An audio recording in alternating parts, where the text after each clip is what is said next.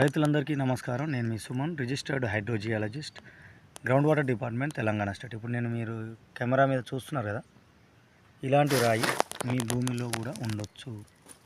దీన్నే కాకిరాయి, నల్ల గ్రనైటు, బ్లాక్ గ్రనైటు. ఇది ఉంటే నీళ్లు రావు. జియాలజీ టర్మినాలజీ ప్రకారం ఇది చాలా హార్డ్ రాకు.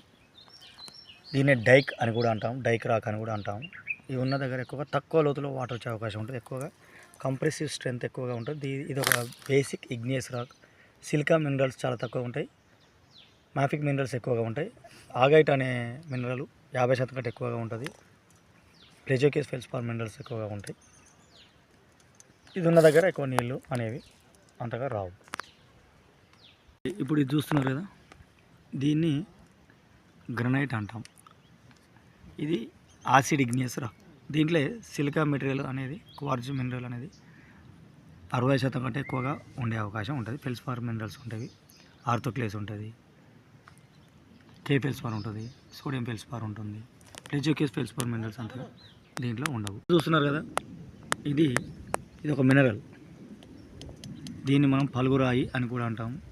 ఇది కెమికల్ కంపోజిషన్ వచ్చేసి సిలికా డయాక్సైడ్ ఉంటుంది. దీనికి హార్డ్నెస్ 7గా ఉంటుంది మో స్కేల్లో. ఇది యాసిడ్ ఇగ్నియస్ రాక్లలో ఎక్కువగా ఉంటుంది. ఇదే మెటీరియల్తోని, అంటే ఒక క్వార్ట్జ్ అనే సిలికా డయాక్సైడ్ ఉన్న మెటీరియల్తోని ఇసుక అని కూడా అని చెప్పొచ్చు. ఇసుక రాయి అనేది ఎక్కువగా ఈ సిలికాన్ డయాక్సైడ్ మెటీరియల్తోనే ఫామ్ అయి ఉంటుంది. దీన్ని క్వార్ట్జ్ అంటాం.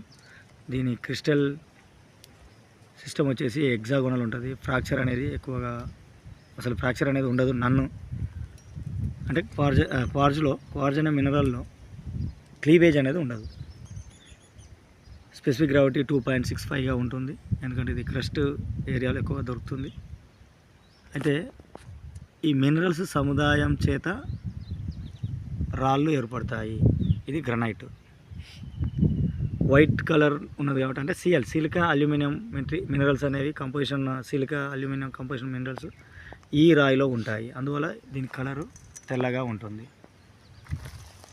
ఇప్పుడు ఈ రాయి చూస్తే ఇది నల్లగా ఉంది. దీంట్లో సిలికా అండ్ మెగ్నీషియం కాంటెంట్ అనేది ఎక్కువగా ఉంటుంది. అందువల్ల ఈ రాయి నల్లగా ఉంటుంది. బేసిక్ ఇగ్నియస్ రాక్ అంటాం, దీన్ని యాసిడ్ ఇగ్నియస్ రాక్ అంటాం, దీన్ని మినరల్ అంటాం. అంటే మినరల్స్ కలిస్తేనే రాళ్ళు ఏర్పడతాయి. రాళ్ళు కలిస్తే మినరల్స్ ఏర్పడవు. మినరల్స్ వేరు, రాళ్ళు వేరు. మినరల్స్కి physical properties, optical properties, inorganic material వలన ఈ మినరల్స్ ఏర్పడతాయి. రాళ్ళు అనేవి క్రిస్టలైజేషన్ జరిగినప్పుడు ఏర్పడతాయి.